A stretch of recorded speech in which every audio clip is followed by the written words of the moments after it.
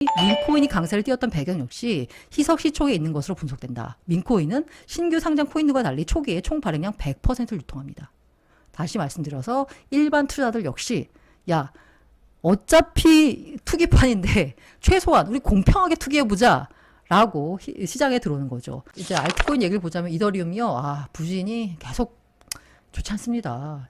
그나마 약간 긍정적인 걸 좀 살펴보자면요. 이 민트색이 달러 기준 가격이고요. 오렌지색이 비트 기준 가격입니다. 민트색이 좀 이렇게 약간 떨어지는 느낌을 보이는데 이 주황색으로 보자면요. 그냥 전향이에요. 그러니까 이더리움만 특별히 부진한 건 아니었다. 최근 가격 하락에 그냥 비트와 비슷하게 움직였다 정도로만 뭔가 긍정적인 부분을 해석해 볼 수 있을 것 같습니다. 어쨌든 0.04 일종의 지지선이라고 해야 되나요? 이더리움 가격의 최저 평가선이라고 볼 수 있는 0.04 BTC 밑으로 내려온 상황이라서 이더리움은 상당히 지금 저평가 상태에 있다라고 볼 수 있습니다. 왜 이렇게 부진이 이어질까에 대해서 봤더니 수요 둔화 때문입니다. 이더리움의 코인베이스 이더리움 프리미엄을 봤더니 마이너스 1.41까지 하락했습니다.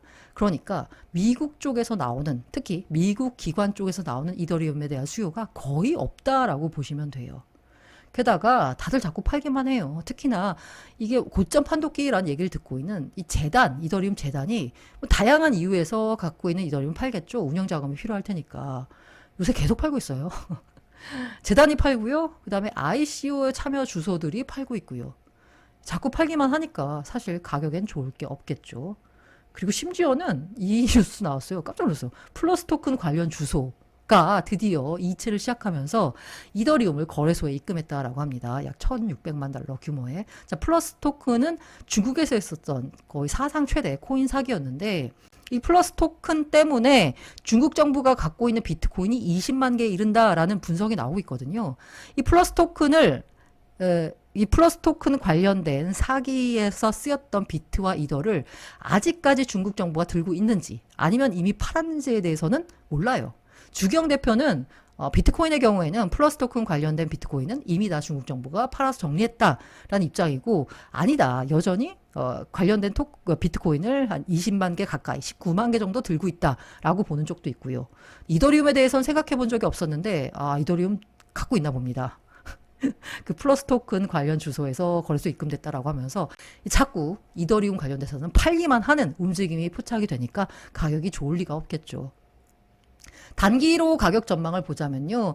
금리 인하에 더 민감한 자산은 비트보다 오히려 이더다라고 하면서 지난번 빅컷 관련돼서 이더리움의 상승이 나올 거다라는 분석이 있었는데 그게 아니라 앞서 말씀드린 대로 이 여러 가지로 그 이더리움의 매도세가 강하기 때문에 이더리움이 단기간 강세로 전환되기는 어렵다라는 양쪽의 전망이 엇갈리고 있고요. 지금 현재 가격 흐름을 보자면 이더 약세 쪽이 더 힘을 받는 모습입니다. 다만 장기로 봤을 때는요. 최근 이더리움의 어쨌든 기술적인 업그레이드가 이루어지고 있습니다. 그게 바로 팩트라 업그레이드라고 하는데요. 이게 뭐 이더리움 네트워크 효율성 검증자 운영 계정 추상화를 개선할 예정이다라고 하는데 이더리움도 소프트웨어 일종인 거잖아요. 업그레이드가 이루어진다는 건 이더리움에는 호재입니다.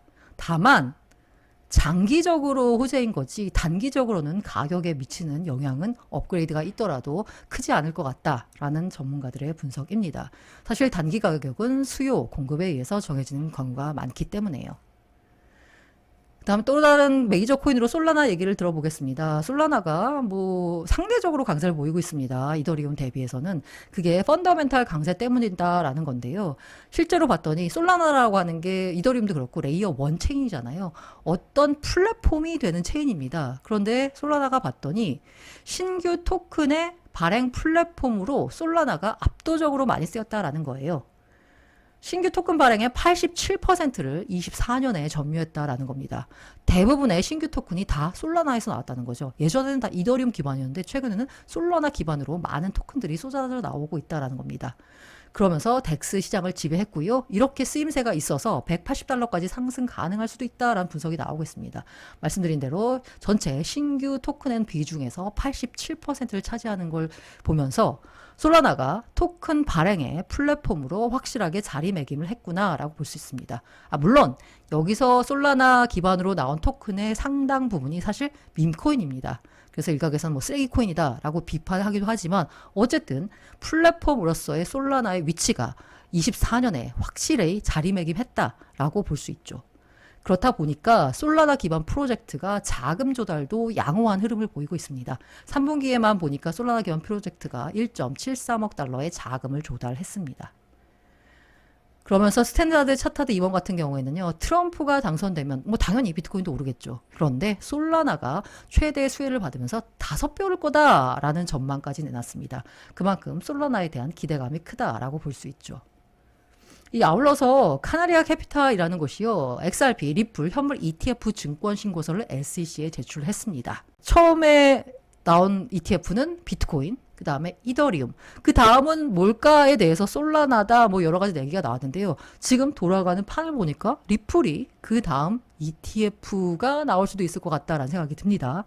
하지만 지금은 아마 어려울 것 같습니다. 언젠간 되겠지만 지금은 안 될 것 같은 게요. 현재 SEC와 리플랩스가 소송 중이기 때문에 지금 당장은 증권 신고서를 제출한다 하더라도 리플 현물 ETF가 나올 가능성은 거의 없다라고 보셔도 될 것 같습니다. 이 소송이 끝나기 전까지는요. 하지만 시기의 문제라고 해서요. 나오긴 나올 거다. 그래서 아마 이 대부분의 코인들, 메이저 코인들의 ETF가 나오긴 할 것 같습니다. 특히나 SEC 위원장이 바뀐다라면요. 다만 실제로 ETF가 나왔을 때 그 ETF를 통한 자금 유입에 따라서 해당 토큰의 가격이 오를지는 조금 미지수입니다. 비트코인의 경우에는 확실한 자금 유입과 그에 따른 비트코인 가격 상승이 나타났거든요. 그런데 두 번째 ETF인 이더리움만 해도 이 기관들의 관심이 생각보다 크지 않습니다. 기관 자금이 들어오지 않습니다. ETF가 나왔다 손 치더라도요. 이더리움도 이런 상황이기 때문에 리플이나 뭐 솔라나가 나온다고 해도 실제로 돈이 들어와서 그 돈이 해당 토큰의 가격을 밀어 올릴지에 대해서는 조금 의문입니다. 어쨌든 ETF 특정 토큰을 기반으로 한 ETF는 계속 나올 것 같다라는 생각이 듭니다. 다만 SEC 위원장이 바뀌어야죠.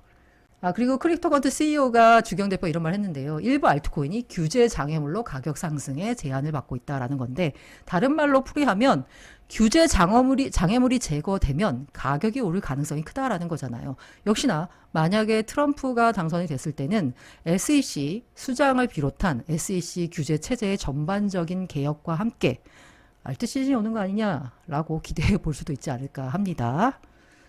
자, 늘 말씀드렸죠? 모든 투자 판단과 그에 따른 투자 결과는 투자자 본인의 책임입니다.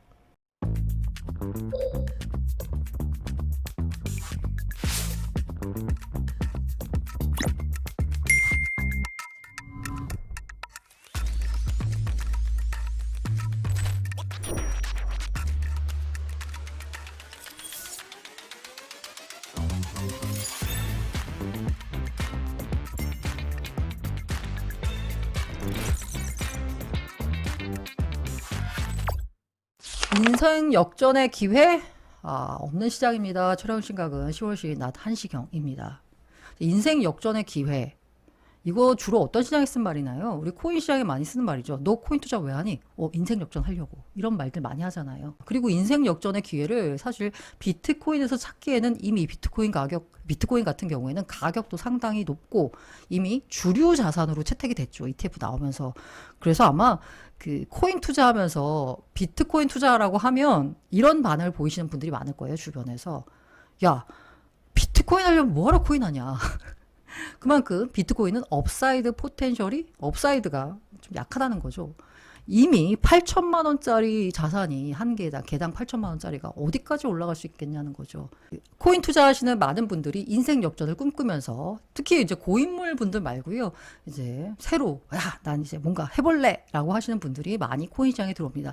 이 때문에 인생 역전의 기회가 그만큼 많기도 하고 적기도 하다라고 볼 수 있는 20대 젊은 분들이 코인 투자를 많이 하시기도 하고요. 이게 신규 상장한 코인이 있습니다. 아이겐레이어라는 코인이고요. 리스테이킹 메타의 선두주자라고 할 수 있습니다. 자, 상장이 되자마자 이 민트색이 달러 가격입니다. 오렌지색이 비트 대비한 가격이고요. 상장되자마자 가격이 떨어졌습니다. 어느 정도 바닥을 확인한 다음에 다시 약간 올라오는 흐름을 보이긴 했는데요. 이 아이겐 레이어를 보니까요. 시가총액이 현재 108입니다. 제가 어제 기준으로 시가총액을 뜬 건데요. 시가총액이 7억 2,800만 달러 정도 됩니다. 순서대로 나열해 보니까요. 100위 안에도 못 든 108위를 기록하고 있습니다. 시가총액이 108위인데 여기서 잠깐. 그런데 진짜 시총을 한번 볼까요? 진짜 시총은 완전 희석가치 FDV, Fully Diluted Value라고 해서요. 만약에 해당 토큰이 전부 시장에 풀렸을 때의 시가총액은 얼마냐? 지금 현재 여기 시가총액은 유통되는 코인 기준으로 한 시가총액이거든요. 아까 말씀드린 대로 시가총액이 7억 1,600만 달러, 뭐 7억 달러가 조금 넘는 상황입니다. 그런데 완전 가치 이석 시가총액으로 보니까 64억 6,800만 달러예요. 9배, 8배 가까이 큽니다. 완전 가치 이석이요. 그 완전 가치 이석으로 보자면요. 108위가 아니라 시가총액 20위권에 당당히 올라가게 됩니다. 왜 그런가 봤더니요. 현재 아이겐 레이어의 코인에 약 11.9%만 언락, 유통이 되고 있는 상황입니다. 나머지 거의 88% 정도 되는 코인은 락업이 걸린 상태예요. 시장에 돌아다니지가 않습니다. 때문에 요 11.9% 유통되는 걸로 시가총액을 정한 겁니다. 그 가운데서도 우리 투자자들이 궁금한 부분은 뭐냐면 인베스터, 그러니까 VC들 이 과연 얼마의 물량을 들고 있느냐 하잖아요. 대충 보니까 한 30%의 물량을 들고 있고요. 대부분이 다 락업이 돼 있습니다. 시장에 풀려 있는 건요. 에어드랍 형식으로 스테이크 드랍 1, 2라고 해서 뭐 에어드랍 형식으로 커뮤니티 물량으로 해서 사람들에게 뿌려진 거고요. 여기 보시면 이 커뮤니티 인센티브도 보자면요. 토탈 15%인데 락트된 게 0.67%밖에 안 돼요. 초반에는 대부분 다 스테이크 드랍, 스테이킹 하면은 그에 나오는 보상 있죠. 그리고 커뮤니티에 돌아가는 거. VC들이나 초기 투자자들, 프로젝트 관계자들 물량은 락업이 상당 부분 지난 다음에 해제가 됩니다. 일단 10월 16일 날 풀리는 물량이 있습니다. 이게 전체 마켓캡 현재 유통되는 물량의 6% 정도가 풀려요. 혹시 아이겐 레이어에 투자하시는 분들은 이 정도 물량이 풀린다는 거는 염두를 해 두시길 바랍니다. 자, 그리고 투자자 물량은 아까 제가 30% 정도 되는데 대부분 다 락업이 돼 있다라는 말씀 드렸죠. 현재 베스팅 스케줄로 보니까요. 투자자들 물량은 보시면 아시겠지만 2년에 걸쳐서 락업이 해제됩니다. 자, 우리가 코인에 투자할 때 지금 현재 일반 투자자들이 가장 갖고 있는 불만은 뭐냐면요. 코인을 VC들은 싸게 받아서 시장에 상장됐을 때 이미 자기들이 받은 가격보다 훨씬 더 높은 가격에 거래가 되면 그 가격으로 거래소에서 던지면 되는 거 아니냐. 그러니까 일반 코인 투자자들은 결국 물량바지라고 해야 되나요? 얘네들이 던진 물량을 떠받쳐주는 역할밖에 못한다. 일반 투자자들은 더 이상 돈을 못 번다라는 거예요. 그런데 또 일각에서는 또 그렇게 주장합니다. 아니야. 야, VC들도 힘들어. 왜? 우리도 그 코인이 상장되면 바로 팔 수가 없어. 우리 락업을 상당히 오랜 기간 묶어두거든. 최소 2년 정도는 묶어두고 있기 때문에 VC들만 돈 번다. 이거 부분에 대해서는 우리도 되게 할 말 많어. 라고 얘기하고 있거든요. 여기서 바로 문제가 드러났습니다. 아이겐 레이어가 유통량보다 스테이킹 물량이 더 많다는 거예요. 자, VC들이 받은 그 물량 있잖아요. 락업이 해제가 안 됐지만 시장에 유통시킬 수는 없는데 그 받은 물량을 가지고 스테이킹을 시키면 그 스테이킹에 따른 스테이크 드랍이라고 아까 있잖아요. 보상이 나옵니다. 그 보상은 팔 수가 있어요. 스테이킹 시켜서 나온 보상을 파는데 그 보상은 이미 자기들이 받은 가격보다 몇 배가 되는 가격으로 팔 수가 있기 때문에 이미 스테이킹 보상으로 VC들은 다 뽑아먹을 수가 있는 거예요. 자기들이 원래 스테이킹 시킨 그 원래 물량으로 원금 매니징이 아니라 여기서 나오는 보상만 가지고도 다 원금 매니징이 가능한 거예요. 이미 스테이킹 보상으로 VC들은 다 뽑아먹을 수 있는 구조입니다. 쉽게 말해서 땅 짓고 헤엄치기 장사를 하는 거죠. 그러면서 이러한 방식은 업계에서 흔히 발생한다. 실제로 셀레스티아도 비슷한 문제를 겪고 있다. 라면서 셀레스티아도 비슷한 문제를 겪고 있다는 얘기를 했어요. 자, 요 보상만 가지고도 이미 원금 매니징을 다 했다 싶은 게 조금 약간 다르긴 한데 이거 혹시 기억하세요? 루나 관련돼서 해시드가 초기 투자자 들어갔었죠. 그래서 먹튀 논란이 일었습니다. 그때 해시드 김서준 대표가 한 얘기가 뭐냐면 3천만 개 투자했지만 하나도 안 팔았다는 거예요. 그러면 와 3천만 개 투자했는데 이게 가격이 제로가 됐으니까 해시드는 돈 번 게 하나도 없네? 여기 4조 원 날렸다 했잖아요. 한때는 이제 4조 원의 가치가 있었던 거죠. 돈을 못 벌었냐? 루나 투자를. 아닙니다. 여기서 보시면 해시드가 폭락 수개월 전부터 1,000억 원이 넘는 루나 코인을 팔아 현금화했다는 의혹도 있다. 뭐야? 하나도 안 팔았다며. 3천만 개 투자 하나도 안 팔았다며. 맞습니다. 처음에 투자한 건 하나도 안 팔았어. 하지만 스테이킹 시켜서 거기서 나온 보상, 암호화폐 예치를 통해 보상으로 받은 스테이킹 리워드는 매도했습니다. 그 규모가 무려 1,000억 원이고요. 이 1,000억 원이 넘는 투자 규모는 본인의 투자액보다도 훨씬 더 큰 거죠. 이 아이겐 레이어나 셀레스티아 같은 경우에는 뭐예요? 아직 락업이 풀리지 않은 물량이지만 VC들이 스테이킹을 통한 보상으로 해서 원금을 매니징하는 비슷한 일이 일어났다는 거죠. 아까 말씀드린 대로 셀레스티아도 비슷한 얘기다라고 했는데 24.9%가 현재 시장에 풀렸고요. 나머지는 시장에 풀리지 않았습니다. 참고로 11월 1일 날 전체 유통량의 16.4%가 물량이 풀리니까 혹시 셀레스티아 투자하신 분들은 감안해 주실 바라고요. 그래서 보시면 조만간 대량으로 물량이 나오게 돼 있습니다. 이렇게 물량이 나오는데 VC들은 어떻게 했나요? 스테이킹 해놓고 거기 나온 보상으로 해서 이미 원금 매니징을 다 끝낸 상황입니다. 그래서요, 이 DYOR이라고 텔레그램 채널인데 이 채널 제가 링크 넣어드릴 테니까요. 꼭 들어가서 한번 보세요. 굉장히 좋은 내용들이 많이 올라와 있습니다. 여기서 제가 갖고 와봤습니다. 이 무라드라는 투자자가 밈코인 슈퍼사이클에 대해 프레젠테이션을 했습니다. 이분이 지적한 문제가 이거예요. 불공정한 토큰 경제와 리테일 덤핑 이라면서 왜 지금 밈코인이 사람들한테 큰 인기를 끌고 있을까? 알트 시즌은 없다라고 하는데 밈코인, 일부 밈코인의 경우에는 엄청난 강세가 나타나고 있잖아요. 그거에 대한 해석입니다. 왜 그럴까? 24년 들어서 새로운 토큰이 60만 개 이상 출시되면서 공급 과잉을 빚고 있습니다. 창립자들은 토큰을 거의 무료로 얻고 VC와 엔젤 투자자들은 저렴한 가격에 대량으로 구매를 합니다. 최종적으로 소매 투자자들에게 토큰을 매도하는 구조를 형성을 한 거죠. 자기들은 엄청 싸게 팔아요. 그리고 거래소에 상장이 됐을 때 이걸 소매 투자자들이 사주면 그거를 소매 투자자한테 떠넘기는 방식입니다. 무라드는 대부분의 알트코인 가격 상승이 초기 비공개 라운드에서 이루어지며 리테일은 실제로 혜택을 보지 못한다라고 주장했습니다. 과거 18년 1차 불장, 2차 불장 때는 코인의 가격이 그냥저냥 하다가 상장하게 되면 엄청나게 오르고 상장 이후에도 계속 가격이 오르면서 상장 때 코인을 샀던 초기의 일반 투자자들도 이후에 가격이 급등하면서 그만큼의 상승분을 다 온전히 누릴 수가 있었어요. 근데 지금은 어떻게 되느냐? 상장하고 나서 오히려 가격이 떨어져요. 그럼 가격은 언제 오르느냐? 초기 시드 라운드에서 싸게 받은 VC들이 있는데 상장 직전의 가격이 VC들이 0.1달러 받았으면 상장 직전에 1달러까지 올라갑니다. 그리고 나서 오히려 상장되고 나서 가격이 떨어지는 거예요. 0.5달러까지 반토막이 나요. 상장되고 나서. 하지만 시드로 들어왔던 VC들은 0.1에 받았기 때문에 여전히 5배 넘는 가격으로 매도를 할 수가 있는 거죠. 수익을 올릴 수가 있는 거죠. 게다가 락업으로 묶어둔다라고 하는데 스테이킹을 하게 되면 거기서 나온 보상은 그냥 바로 팔 수가 있어요. 때문에 락업으로 1년을 묶어두니까 VC 우리도 억울해라고 하기에는 이들이 받은 보상으로 매도를 쳐서 원금을 다 매니징을 시키는 거죠.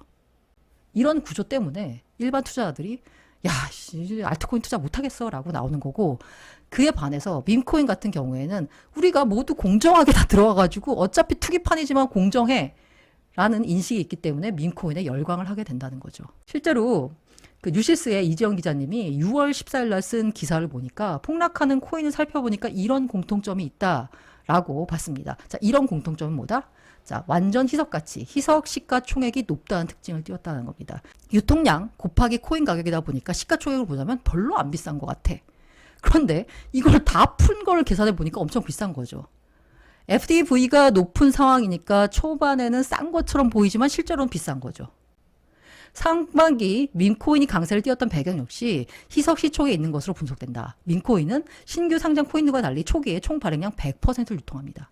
다시 말씀드려서 일반 투자자들 역시 야 어차피 투기판인데 최소한 우리 공평하게 투기해보자 라고 시장에 들어오는 거죠. 향후 희석될 가치가 적어 투자 매력도가 높다는 평가를 받는다. 그래서 밈코인이 강세를 보였다라고도 볼 수 있는 거고요. 일반 투자자들도 돈을 벌 수 있는 소위 말해서 건전한 시장이 되려면 초기 유통량이 너무 낮은 거는 지양해야 되겠죠. 이런 식으로 그 공정한 출발선은 자체를 다르게 만드는 시장 구조가 달라져야지 떠났던 리테일 투자들도 알트코인 시장에 좀 들어올 수 있지 않을까라는 생각이 듭니다. 물론 모든 투자 판단과 계단 투자 결과는 투자자 본인의 책임입니다.